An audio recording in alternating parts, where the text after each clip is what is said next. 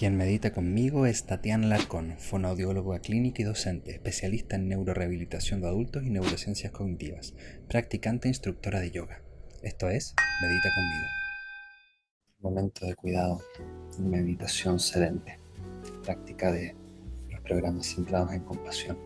En general, partimos con una pregunta, que es, ¿qué notaste durante esta práctica? Mira, me preguntaste un poco si había alguna práctica en particular que a mí me gustara, y Shamatha es dentro de mis prácticas preferidas,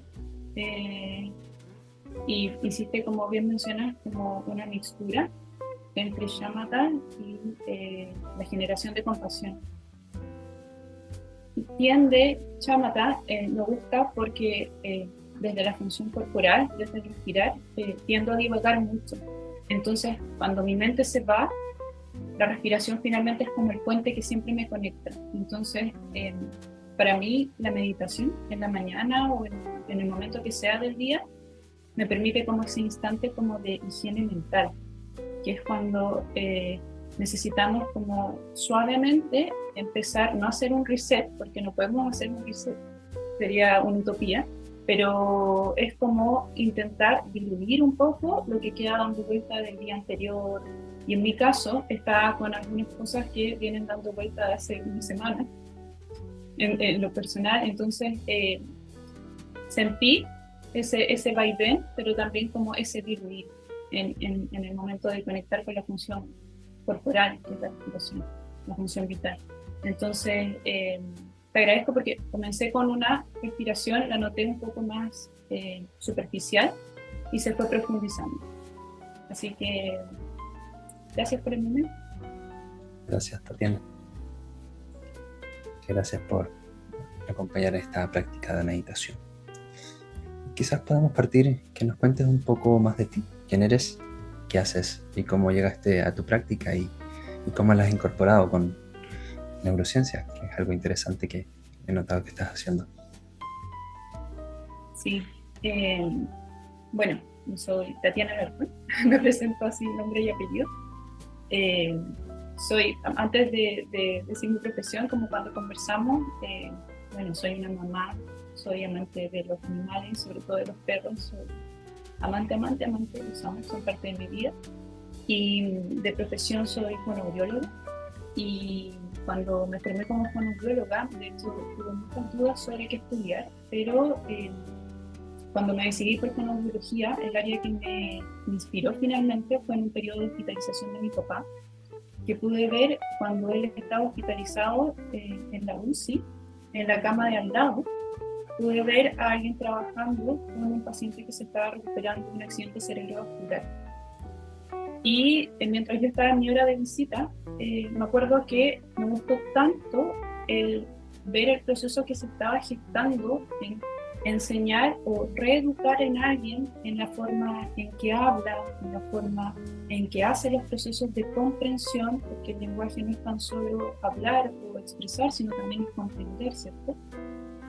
Y me acuerdo, yo tenía más o menos como 12 años y le pregunté, me acuerdo a la enfermera quién era, quién me dijo, no, una fonoaudióloga que hace rehabilitación. Entonces, cuando yo estudié fonoaudiología, sabía un poco que mi área de interés era la neurorehabilitación. Siempre he tenido como harto interés por los fenómenos mentales, por cómo se gestiona nuestra habla interna, nuestros pensamientos, nuestro mundo interno. Y desde ahí, bueno, estudié fonoaudiología y se me dio la oportunidad finalmente de poder especializarme en eso, en la neurorehabilitación. Luego seguí mi estudio en las neurociencias cognitivas, que también me apasiona la neuropsicología, la neuropsicología. Y dentro de esta especialización, que finalmente siempre va en la parte clínica de la mano con la patología, comencé también a interesarme mucho por no tan solo la patología, sino también, hablemos patología cuando hay una intervención en el sistema nervioso, pero también me interesa, o me comenzó a interesar cuando no había una intervención. O sea, qué es lo que pasa en sujetos que no caen con daño neurológico, ¿cierto?, a la instancia de hospitalización. Y En todo este proceso profesional tuve una crisis importante de, llamémoslo como ese momento en que estás en un tren, siempre lo describo como de esa manera, en que tomas un tren, sacas un boleto y tienes tu destino súper claro, pero una vez que llegas a ese destino, no sabes qué estación sigue.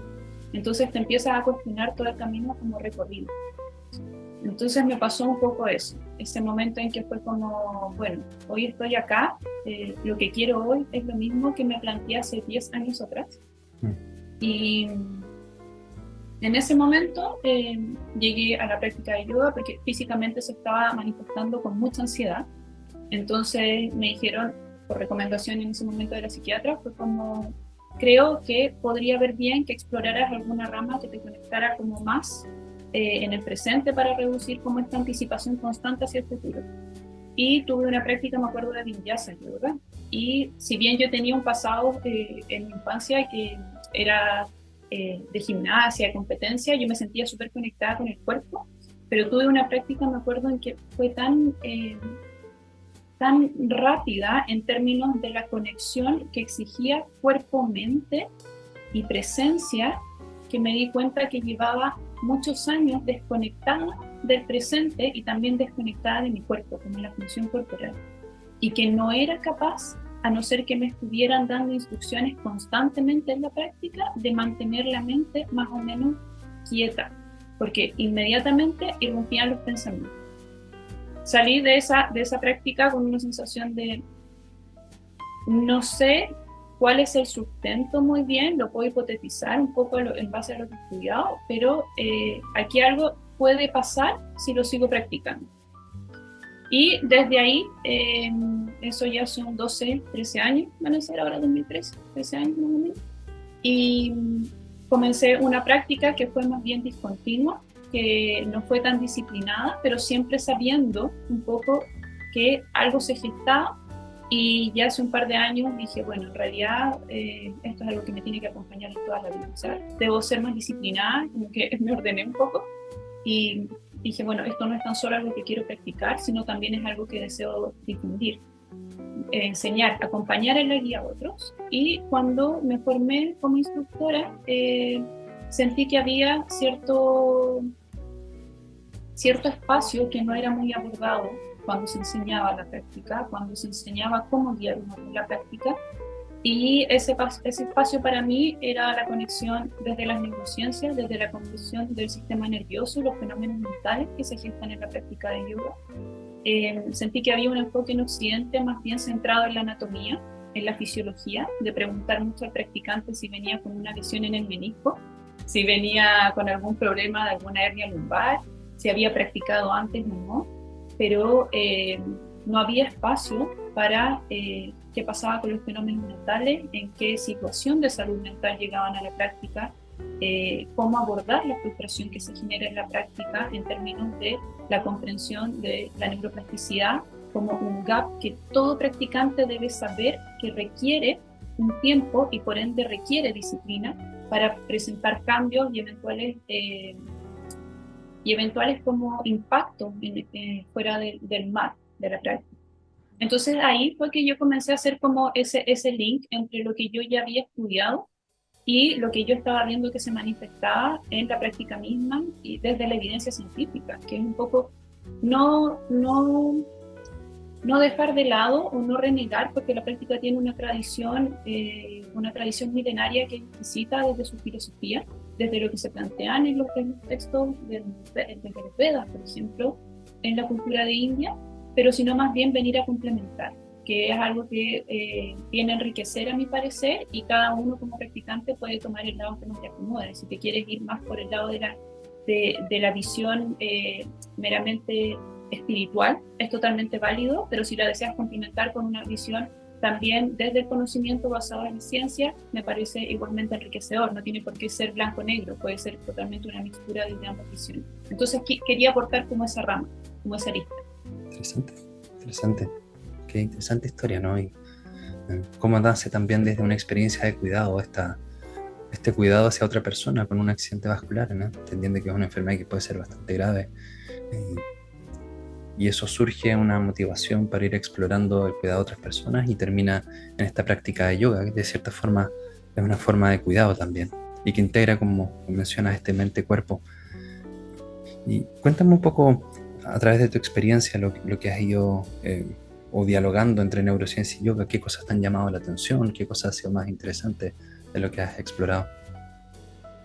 Mm, es como, yo creo que es harto, podríamos hablar mucho al respecto.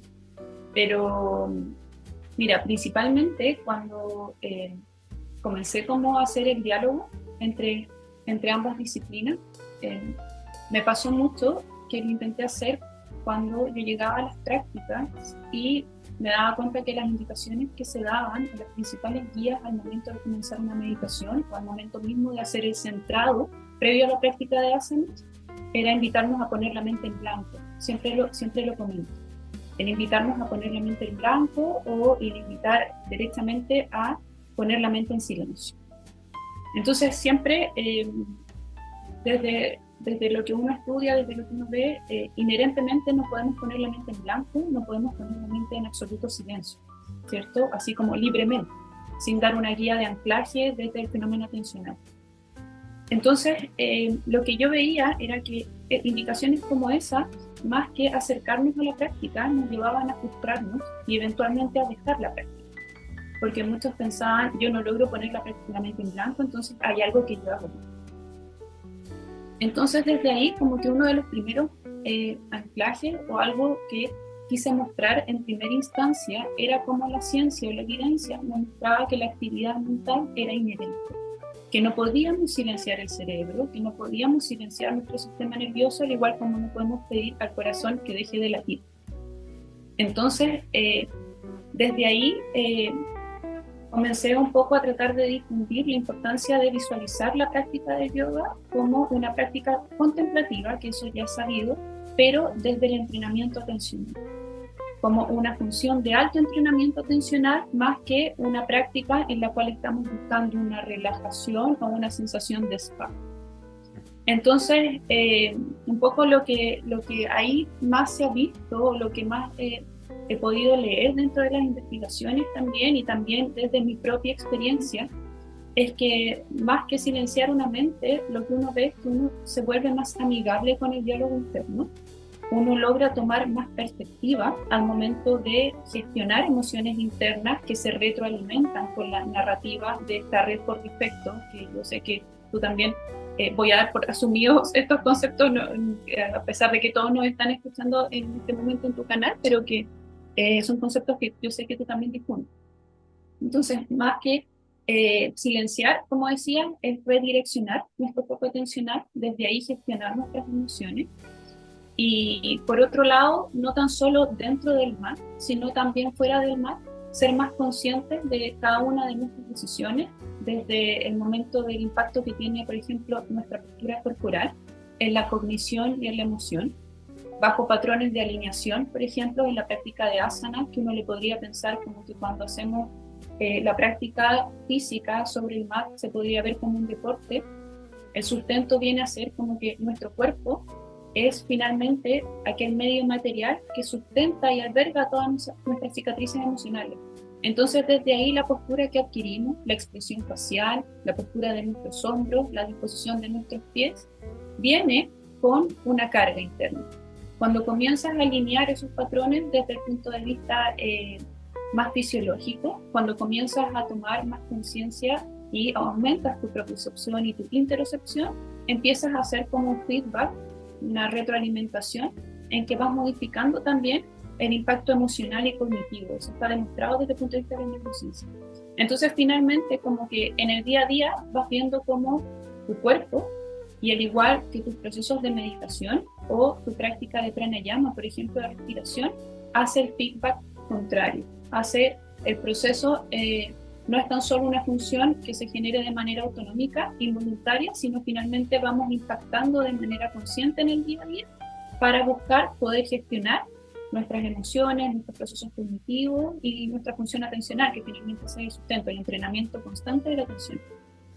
Interesante lo que mencionas, ¿no? Y qué bonito esta idea del cuerpo como una cicatriz o recuerdos, ¿no? Que el mismo cuerpo tiene estos recuerdos traumáticos o incluso no traumáticos, también alegres y otro tema, ¿no? Mientras te escuchaba, me acordé de un pasaje de un libro que se llama En búsqueda del tiempo perdido, de Proust, que justamente juega con esta idea tan sensorial. Él pisa una piedra y esa sensación en la piedra le gatilla un recuerdo de la infancia y provoca una sensación corporal. Él come una magdalena y le provoca una inspiración que después la va a estar buscando durante el resto de su vida. Entonces, este vínculo tan potente entre cuerpo y emoción, y hay una retroalimentación, como bien dices, ¿no? Y quizás mucho de algunos focos que damos incluso en terapia, que puede ser muy cognitiva, ¿no? Y dejamos de lado el cuerpo, donde también reside parte de esta emoción o este pensamiento, esta experiencia o recuerdo. Y ahí viene la relevancia, a mi parecer, también de yoga y otras prácticas de cuerpo-mente, que integran ambos elementos y desde su perspectiva de cómo ven o cómo piensan o cómo idean el ser humano, integran ambas, ¿no? Y esto hace un cambio en cómo lo manejan, en cómo se enfocan y cómo balancean ambas cosas en el día a día, ¿no? Interesante. Bueno, de hecho pasó un poco en la historia del yoga, antes de, hasta la era clásica, hablando un poco como del fenómeno de cómo se gesta en India, desde la tradición, estamos hablando de 4.000 años antes de Cristo, desde los Vedas. Primero había una concepción más bien, lo que se llamaba como dual, ¿no? Una concepción en la cual el cultivo era meramente de la función mental, de proceso meditativo. Y hasta que se llegó a la era más clásica, postclásica, estoy hablando cuando ya estamos dentro como de 500 después de Cristo, entre el 200 antes de Cristo y 500 después de Cristo, comenzó esta concepción de la no dualidad, de por qué separar mente de cuerpo, por qué separar el espíritu del cuerpo, si finalmente el cuerpo es donde encarnamos el espíritu y donde experimentamos la experiencia terrenal, valga la redundancia. Entonces, desde esa concepción que se dio cuando surgió el Hatha Yoga, es que finalmente se dijo, bueno, no podemos cultivar con solo una mente y un espíritu puro si no hay un cuerpo puro y un cuerpo limpio y presente que la albergue. Entonces, esta función o esta visión más bien no dual, para mí es lo que prima como sentido de vida, que no es necesario polarizar en ningún plano cuando abarcamos ciertas visiones que requieren integración. Eso también va para salud. ¿Por qué excluir, no? ¿Por qué siempre un lado o el otro? ¿Por qué no integrar? Que finalmente es lo que hoy día, mediante la medicina integrativa, se está difundiendo cada vez más y finalmente nos permite no abordar una patología o un órgano, sino al ser y cómo emerge esta enfermedad en la interconexión con todo lo que le rodea. ¿Bien? Entonces, un poco desde ahí es que empieza a concebirse el cuerpo con una importancia desde que también en él, como tú mencionas, se gestan estas cicatrices, se van trazando y son cicatrices que muchas veces para nosotros pasan desapercibidos. En mi caso, por ejemplo, hasta hace algunos años atrás, algo muy propio de mí y que era como yo soy así, era por ejemplo mi ceño fruncido y era como algo con lo que yo sentía que había nacido. Pero cuando yo me concentro, por ejemplo, mi ceño se frunce. Y cuando estaba practicando asana, cuando comencé mis primeras prácticas, siempre me decían, relaja el rostro. Pero si estoy concentrada, pero era como, pero estás frunciendo el ceño y estoy enviando una información a mi sistema nervioso que no necesariamente, desde el punto de vista de las emociones, gatilla sensaciones de mayor bienestar, sino gatilla sensaciones más desafiantes. Entonces, eso es un poco lo que buscamos cuando abordamos el cuerpo. No es tan solo purificarlo o mantenerlo ágil, sino también tratar de ser conscientes de qué patrones estamos trazando para la búsqueda un poco de transitar este camino de la manera como más amable, pero en conciencia, no en un bypass, que ahí entramos, nos vamos hacia otra área, pero no buscamos el bypass espiritual de una hora, sino buscamos como trazar huellas un poquito más profundas. Y eso lo implica la práctica disciplinada. Realmente, ¿no? Y mientras decías lo del ceño, me acordé de un experimento que se pone un lápiz en la boca que imita una sonrisa, ¿no? Y es como ese gesto genera sensaciones de alegría y provoca cambios a nivel cerebral, ¿no? Entonces no solo nuestro estado afectivo se expresa a través del cuerpo, sino que el cuerpo también puede generar estados afectivos, ¿no? Eso es súper interesante lo que mencionabas. Y quizás centrándonos en este aspecto de mayor profundidad, ¿no? Más que un bypass espiritual, un bypass no hay nada expreso. Y justamente creo que esa es la clave, que requiere tiempo, requiere paciencia, requiere cultivo, ¿no? Y quizás si llevamos 30 años, en mi caso, un poco más de 30 años, cultivando una forma, probablemente voy a requerir otros 30 años para cultivar una forma diferente, ¿no? Sí. Sí, de todas maneras. Bueno, hay una frase de Matías Ricard que a mí me encanta, que él dice, todo aquel proceso que venga explicitado, que te lo difundan en pasos, que diga como usted va a lograr esto en 10 pasos o en 12 pasos, no le creas. Un poco aludiendo a la importancia de la disciplina y a la importancia como del logro de ciertos cambios de hábitos a través de la neuroplasticidad, de los tiempos que son inherentes al sistema nervioso. Entonces, efectivamente, un poco cuando yo te contaba como esta frustración que se genera de repente cuando uno escucha como, bueno, debería salir inmediatamente bien desde la primera práctica, y hay personas que se sienten pésimos en una primera práctica meditativa, por ejemplo, en una primera práctica también de asanas, de pranayama, es tener la noción o el conocimiento de, por ejemplo, la neuroplasticidad, que los primeros cambios se van a gestionar no antes de 12 semanas, 8 semanas, con una frecuencia al menos de 3 a 4 prácticas a la semana. Entonces, es totalmente coherente. Por ejemplo, si alguien llega al MAT y tú le dices, bueno, has venido 2 veces en los últimos 2 meses, no vamos a experimentar bien cambio. Por un lado, eso también a la persona le da una claridad. Dice, bueno, entonces no es que esta práctica no sea para mí, aunque no quiero decir que el yoga deba ser practicado por todos, porque tiene que haber una intención y tiene que haber un interés también. Pero también le da mayor claridad de cuáles son las razones por las cuales no experimenta ciertos cambios. Entonces, efectivamente, como dices tú, venimos con 30 años encima de hábitos, y finalmente, como también nos demuestra la neurociencia, no es que podamos desarraigar un hábito, sino es más factible cambiar un hábito o suplirlo por otro, aportar otra ruta u otra opción desde el punto de vista conductual, desde el punto de vista cognitivo, para hacer nuevos patrones neuronales, en lugar de simplemente desarraigar y eliminar un hábito y eliminar un trazo que ya está formado. Entonces, un poco eso es como la invitación de la práctica, que va ocurriendo de manera muy, muy lenta y muy profunda, en que no es de un día para otro, pero con el tiempo te vas dando cuenta de que aquello que vas haciendo de manera consistente sobre el mar se comienza de alguna forma como a filtrar y a meter entre medio de los poros en tu día a día.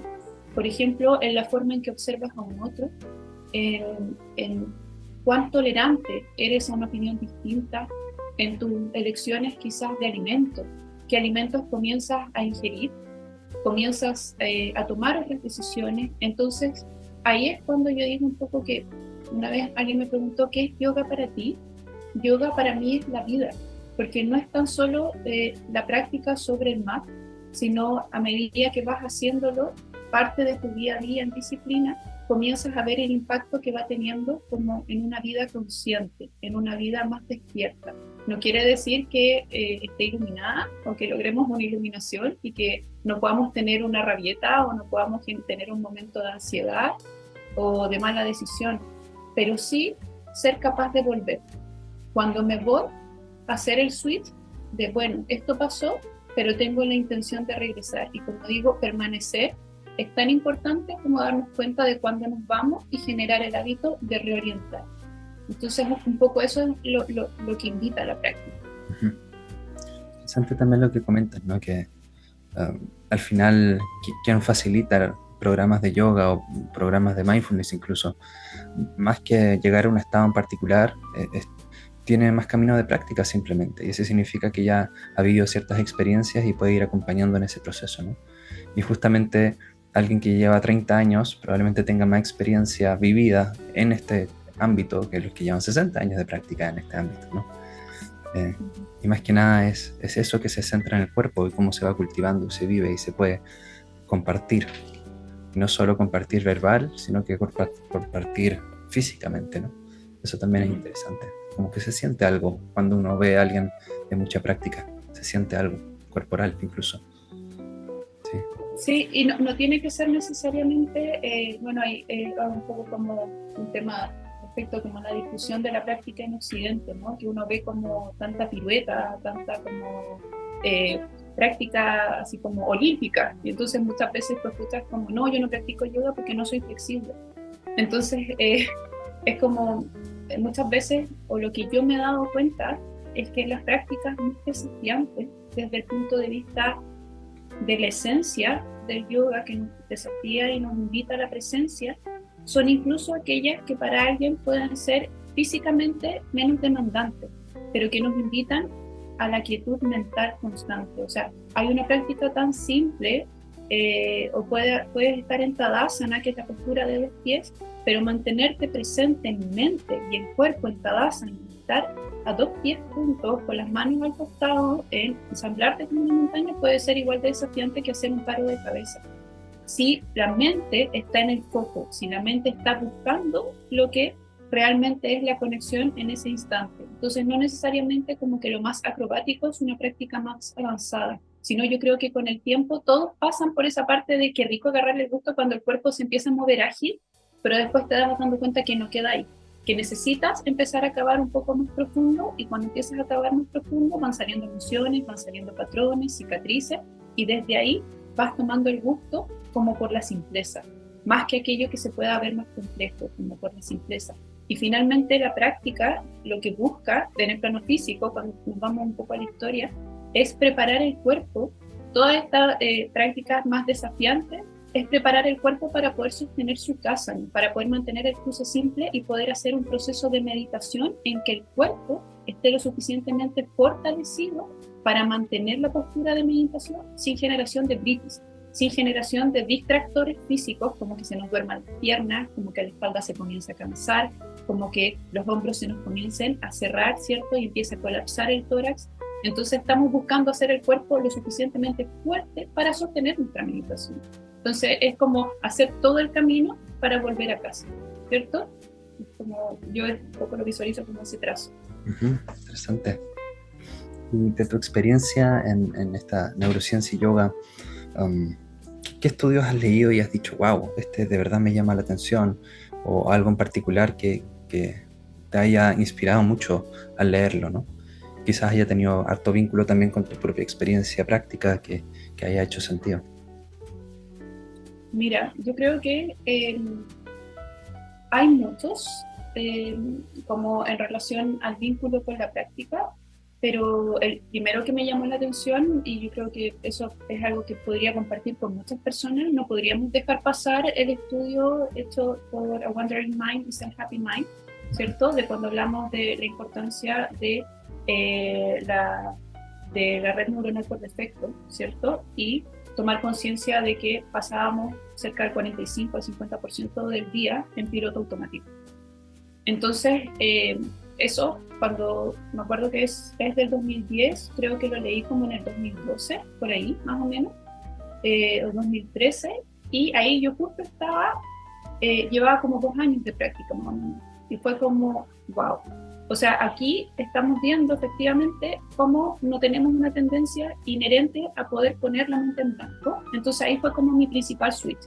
Efectivamente, esta red neuronal está funcionando gran parte del día, y en un momento me entró o me llevó un poco a ver la red neuronal por defecto como, no, como más o menos como tabú, como esto es lo que no tenemos que hacer.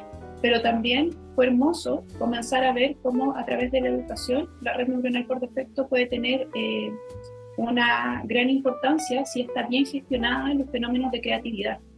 Entonces también es ahí un poco comentar, o en la práctica a mí me enamoró el ver como, bueno, no es que la red por defecto, o no es que nuestros pensamientos y nuestras narrativas internas finalmente, cuando no nos hacen estar con el presente, siempre sean de modo negativo, ¿cierto? Sino más bien somos nosotros los que podemos encauzar, o los que podemos ver en qué momento disponer de esta red para hacer fenómenos que finalmente sean creativos y que puedan ser un aporte a la sociedad, ¿cierto? Y también desde el punto de vista también como más corporal, algunos estudios que me han tenido como bien,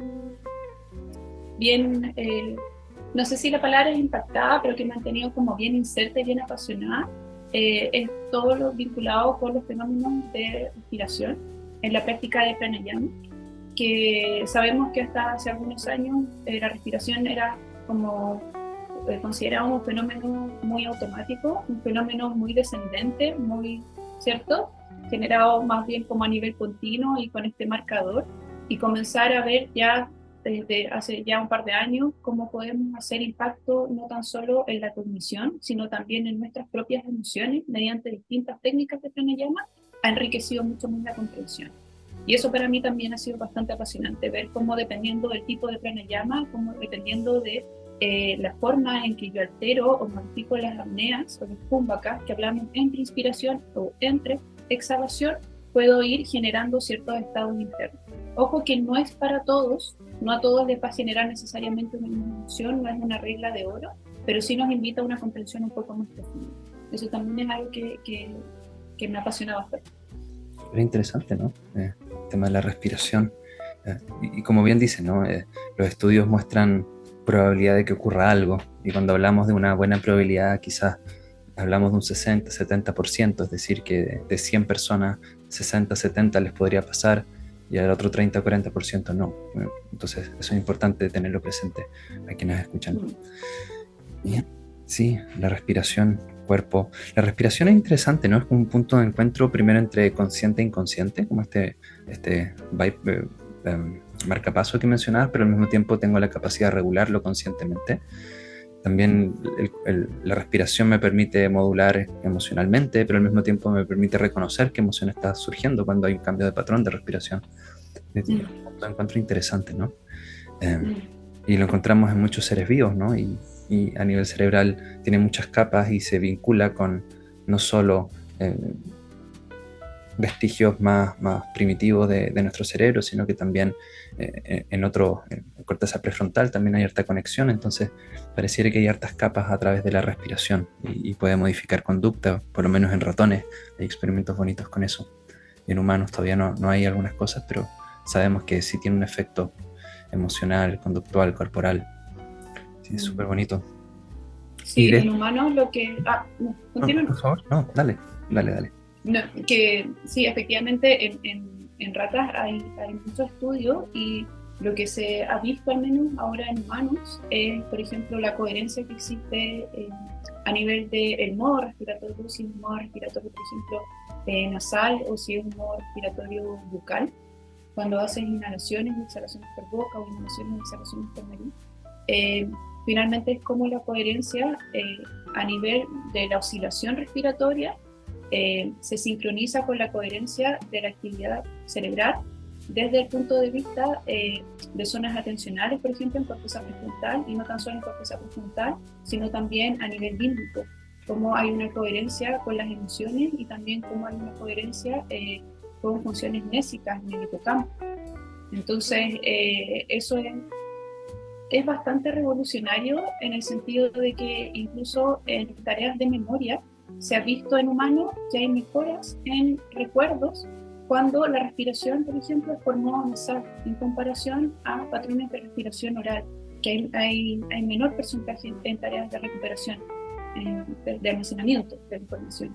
Entonces, es una herramienta, a mí, ¿por qué me apasiona un poco? Porque la respiración es algo inherente, siempre digo, es lo primero que hacemos al nacer y lo último que hacemos al morir, ¿no? Es la vida misma, nuestra vida es la respiración. Entonces es algo que está en nosotros, que está intrínsecamente en cada uno de nosotros y que es una información que en lo personal creo que debiese estar al alcance de todos, desde el punto de vista del impacto, desde el punto de vista de una sociedad que busca la exigencia en los otros y busca la autoexigencia. Antes de buscar resultados, tenemos que comenzar por conocernos. Y parte de conocernos, por ejemplo, es ver nuestra función vital. Es ver, como tú bien mencionas, cómo respiro cuando estoy con cierta emoción, ¿cierto? Cómo respiro cuando estoy ansioso, cómo se acelera la frecuencia respiratoria mientras estoy ansioso, o cómo logro calmar y salir de esa crisis nerviosa mediante el patrón respiratorio inverso. O sea, hago el camino en el sentido contrario. Entonces, eso es un poco lo que me apasiona de pranayama, que me apasiona de respiración, del impacto que tiene y de lo necesario que es que todos tuviésemos al alcance esa educación. Interesante, ¿no? Y si tuvieras que hacer un mensaje de cierre o una invitación a la gente que nos escuchará o nos escucha, ¿qué sería para ir cerrando la sesión de hoy? Un mensaje de cierre. Oh, qué difícil. Pero creo en lo personal que nuestra existencia, creo un poco que nuestra vida debe comenzar por conocernos a nosotros mismos.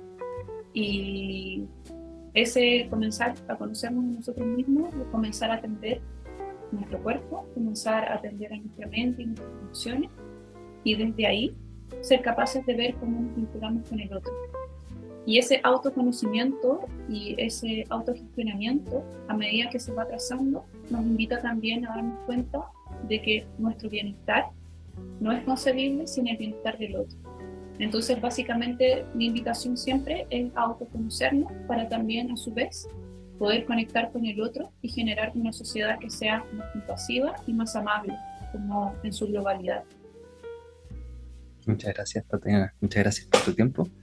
Ha sido muy interesante conversar contigo, conocer más tu experiencia. Sé que quedaron temas pendientes, ¿no? Podemos quizás reagendarlo para una segunda entrevista más adelante. Sí, no, un placer. Te agradezco profundamente, Francisco, por la invitación. Así que, bueno, feliz de poder hacer conexión entre ambos, y si hay temas pendientes, obviamente, siempre estará a disposición. Muchas gracias, Tatiana.